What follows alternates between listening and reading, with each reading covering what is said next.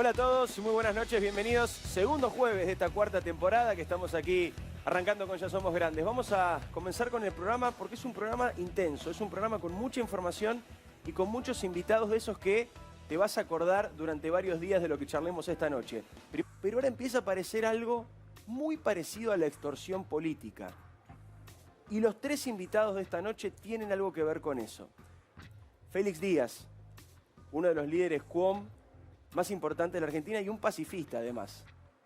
Contó el otro día que para ayudarlo el gobierno le exigía apoyar al gobierno. Si nos apoyás, te ayudamos. Si no nos apoyás, no. Eso se le parece mucho a una extorsión. Y ahí vamos a ver a Horacio Petragala, que es el secretario de Derechos Humanos, vinculado justamente a uno de los escándalos del año. Miren lo que decía y empezamos a debatir. No somos prensa, nosotros somos parte del equipo que trabaja con la derechos humanos. Mañana a las 15 horas. Señor, nosotros no tenemos acceso. Le pedimos que como funcionario desempeñe su cargo y nos dé explicaciones a nosotros. Entiendo que está... que estoy acá disfrazado para carnaval, no. Mire, yo le pido el mismo respeto que se le da, que no me chicanee. Le voy a pedir que nos trate con respeto a pesar de nuestra edad y que dé soluciones y que dé explicaciones que se han reclamado hoy. Horacio Petragala, secretario de Derechos Humanos, fue a Formosa, hizo el famoso City Tour, dijo que era un absurdo, que era un chiste, lo que se estaba denunciando vinculado a los derechos humanos. Y esta foto también después, que tuvo mucha repercusión. ¿Quiénes están ahí? Horacio Petragala y Félix Díaz. Félix, bienvenido, gracias por estar. Muchas gracias, Diego. ¿Qué pasó en esa reunión? ¿Qué te dijeron? Contanos. Bueno, en esa reunión nos convocó el secretario de Derechos Humanos el 3 de febrero para resolver el tema de funcionamiento de un espacio que hemos logrado mediante lucha del año 2016 a través de un decreto nacional, el 672/16. Y ese espacio fue anulado durante un año y estamos esperando que se destrabe ese conflicto para que podamos trabajar, porque ahí tenemos oficina, computadoras, expedientes, cosas personales. Y lo que nosotros queríamos es volver a trabajar para poder acompañar la política del Estado Nacional a través del Instituto Nacional de Asuntos Indígenas y la Secretaría de Derechos Humanos, cosa que no pasó. ¿Por qué? Porque dijeron que el Consejo Consultivo nunca existió, que no soy representante indígena, soy representante del partido de Cambiemos. Por esa razón no me dieron el espacio donde teníamos trabajando. ¿Y quién te dijo a vos que no eras representante El mismo indígena? secretario de Derechos Humanos. Horacio Petragala. Sí. ¿Y en algún momento te pidió o te sugirió que si vos militabas a favor del gobierno, ahí sí te podían ayudar? Lo que él decía es que el tema indígena le corresponde al Instituto Nacional de Asuntos Indígenas, que no le corresponde a la Secretaría de Derechos Humanos. ¿Por qué? Porque para eso se creó el Instituto Nacional de Asuntos Indígenas, para poder atender nuestros problemas. Nosotros no estamos de acuerdo porque sabemos que la Secretaría de Derechos Humanos debería trabajar con todos los habitantes de este país y es la obligación de poder cuidar y también asegurar que los pueblos indígenas tengan sus derechos humanos como corresponde, que tienen que tener agua, tienen que tener salud, tienen que tener seguridad, tienen que tener los recursos que necesita desde el Estado Nacional. Ahora, vos, Félix, ¿cómo lo ves? Vos tenés una trayectoria, por eso me impactó cuando contaste que te decían vos no sos representante indígena, es la verdad que ir contra la realidad una vez más, ¿no? ¿Qué sentís vos con todo esto que estamos hablando, desde tu óptica, con tus necesidades también y con toda tu experiencia? A vos te han mandado la gendarmería, a vos te han reprimido, a vos te han querido acusar de pertenecer a un partido político. ¿Cómo estás viendo en general lo que está pasando? La verdad, Diego, es un tema muy complejo y doloroso a la vez de ver tanta... como una guerra entre mismos ciudadanos argentinos. Nosotros los pueblos indígenas somos los más afectados en esta pelea de los partidos políticos porque el Estado mismo reconoce que somos preexistentes, pero somos la última categoría de la sociedad. Y eso duele, ¿por qué? Porque cuando nos metemos en una pelea de esta naturaleza, nosotros somos opositores, que somos los manipulados, los engañados, usados. Y es cansador estar así, porque yo tengo que estar como rogando que el otro me entienda o que me escuche, porque este país es tan rico que le está, es como excluyendo a mucha gente. Y esa exclusión somos los primeros afectados. ¿Por qué? Porque a nosotros nos quitaron el territorio. Esos territorios que anteriormente teníamos lagunas donde pescar, donde buscar agua, teníamos donde buscar medicina, buscar nuestra espiritualidad. Entonces hoy, en esta pelea de los gobiernos, es como nos quieren seguir excluyendo porque nos quieren imponer la idea del otro. Por esa razón, el tema indígena para mí debería ser agenda política de Estado, no de un partido político, porque es una deuda que tiene el Estado. El Estado argentino, cuando el mismo Estado organizó el ejército para exterminar a los pueblos indígenas en una campaña del desierto. Ahora el mismo Estado, el general Perón, cuando mandó matar a los Pilagá en el año 47, exterminó una población entera. Hoy los pueblos Pilagá están esparcidos en todas partes.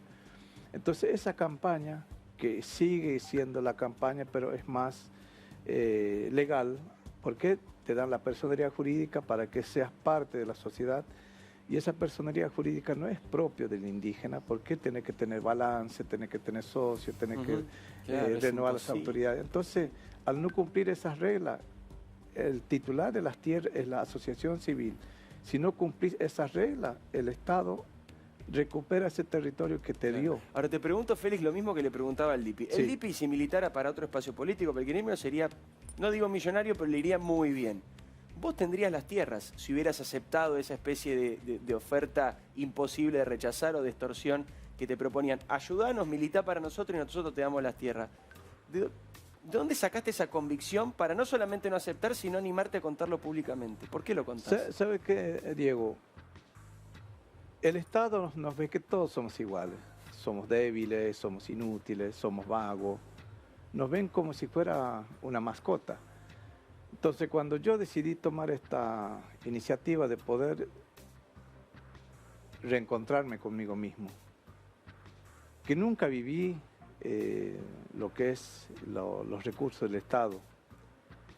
Cuando éramos niños cazábamos, pescábamos, recolectábamos, sobrevivíamos en el frío, calor, sed, y nunca dependíamos de una institución. Hemos sobrevivido de nuestra propia capacidad. Cuando nosotros cortamos la ruta en el año 2010, el gobierno de la provincia de Gilles Infran decía, dejé a los indios que se van a morir de hambre. Van a venir y van a mendigar y van a morir solos. Perdón, Félix, ¿se habló con Pietragala de la cámpora? Pietragala lo que dice es que tenemos que ser de la cámpora como para poder obtener los recursos que necesitamos. O sea, quieren que ustedes sean de la cámpora. De la cámpora, pero nosotros no estamos pensando eso, porque lo que nosotros queremos que el Estado se haga cargo de esa deuda social que tenemos. ¿Por qué? Porque el mismo Estado es el que nos destruyó. Nos quitó la cultura, nos quitó nuestra espiritualidad, nos quitó montones de cosas. Entonces no es el gobierno... Y ahora te quiere quitar tu pensamiento, Félix, porque te quiere obligar a militar en un lugar para darte lo que vos mereces, que tenés derecho a tener. Yo por lo menos, Diego, aprendí muchas cosas de la sociedad. Milité en todos los partidos políticos, religiosos, campesinos, todos los movimientos sociales. Y todo ese aprendizaje no encontré un espacio que me aceptara como indígena. Siempre me quería imponer lo que piensa el otro para poder ser útil en una negociación económica. Porque la pobreza es negocio. Ayudamos a los pobres para que podamos seguir manteniendo los recursos que vienen del exterior. Combatir la pobreza, el agua, enfermedades, vivienda, ambiente. Pero el tema indígena nunca hubo una consulta ni participación en la política pública. Fíjate cómo, yo te lo decía al principio del programa, 3 invitados que a priori uno dice no tienen nada que ver. Se dedican a cosas totalmente distintas, tienen orígenes totalmente distintos, creencias sociales, políticas, religiosas diferentes. Sin embargo, cuentan lo mismo, el negocio de la pobreza, lo que hace el gobierno, las extorsiones para que estés militando en un lugar de la política porque eso te va a dar beneficios. también me imagino que lo viven, esto que vos decías, somos como una parte excluida de la sociedad, imagino que con ustedes la violencia jurídica es mucho más alta, ¿no? Nosotros la vivimos en carne propia, de esto lo que están hablando, porque siempre es como, siempre hemos dicho que parecería que las injusticias se adueñó de los pueblos indígenas y no hay manera de poder salir esto. ¿Por qué? Porque vamos a suponer que hay una persona que fallece en la ruta, fue atropellada por un auto, y una vez entendí una frase que dice homicidio culposo. Como nosotros no entendemos el español, pensábamos que culposo era culpable, doblemente culpable. Claro. Entonces, un abogado de Formosa, que no tiene matrícula en Argentina, es paraguayo y es asesor del municipio de Tres Lagunas. Toma el caso como especialista de accidente de tránsito. Y lo hizo firmar un indígena, el padre de la niña que lo mataron, le hicieron firmar un poder general. Tampoco sabíamos qué es un poder general. Claro. A través Eso de una es lo que escribanía, se Qué buscan lejos de la aprovecharse. justicia. Se aprovechan. una escribanía, y el abogado cobró la plata, le denunciamos, y ¿qué es lo que hizo el abogado? Desprendió los bienes, era insolvente, Lo estafó. y la deuda que quedó, el indígena no recibió ni un peso, Dios mío. murió la hija. Entonces esta injusticia no es novedad para nosotros, siempre fue así. Un indígena que murió en la ruta, lo mataron, lo llevaron al forense para saber de qué murió. Ujú. Y el forense dijo asfixia por inmersión. Y había un golpe acá en la frente, en la nariz. Dios mío, es terrible. lo Y que contás, cuando es terrible. le preguntamos por qué, entonces no, se cayó de la bicicleta, cuando no tenía ni siquiera bicicleta, se fue caminando una Claro, mujer. excusas, y siempre están ustedes atrapados en Entonces eso. no podemos exigir a la justicia porque no tenemos plata para contratar un abogado que litigue. No me puede contar eso. Se conecta todo, Entonces, como veníamos diciendo. ¿Cómo podemos hacer esto? Lo único que hacemos es... Un No datito, dejé- Diego. Sí, dale que... Gildo Infran, gobernador de la provincia de Formosa, acumula más de una docena de denuncias en su provincia. Una justicia que nunca lo va a investigar Totalmente. tampoco. Por- Félix, Gildo Infran, ¿quién es Gildo Infran? ¿Es un ejemplo para la Argentina o Sí. es un mal gobernador? La verdad que Gildo Infran para nosotros es un anti-indigenista. ¿Por qué? Porque un tipo que viene de Paraguay, fueron huyendo del país. Cuando ingresaron a la Argentina, se encontró con una indígena de nuestra comunidad, una anciana que se llamaba Sarita Novatá. Sarita Novatá tenía un hijo que tenía la misma edad que Gildo Infran. La mamá de Gildo Infran no tenía más seno, la leche en los senos, y le entrega a la indígena para amamantar a Gildo Infran. Fue amamantado por semana. una indígena. Entonces esta mujer, cuando se candidató Infran en el 83 como diputado provincial, ella trabajó porque dice, es mi hijo. Ganó Infran en la elección y dice, no hace falta que me pida porque yo sé la situación en que vive. Yo mismo voy a venir a resolver el problema tuyo. Y en ese tiempo muere el hijo de Sarita Novatá. Infran nunca le dio nada a esa mujer y la mujer murió sin nada. En el año 2010, Infran, A la mujer que lo amamantó de bebé. la mujer murió y el hijo murió y Infran sigue gobernando. En el 87, cuando empezó a volver a candidatarse como segunda vez, ganó y después llegó a ser vicegobernador y se olvidó de los pueblos Se indígenas. olvidó de todo. ¿Por qué le odia a los indígenas? Porque en la época de la dictadura militar, el Estado argentino devuelve a la comunidad del territorio que fue usurpado por los paraguayos. Ujú. En esa dictadura reubicaron a la familia paraguaya y dentro de esa reubicación estaban los familiares de Infran, Rosendo Infran, Increíble lo que está contando, Félix, impresionante. y Infran le odia a la comunidad porque dice que nosotros hemos expulsado a su familia de nuestro territorio. Una cuestión personal.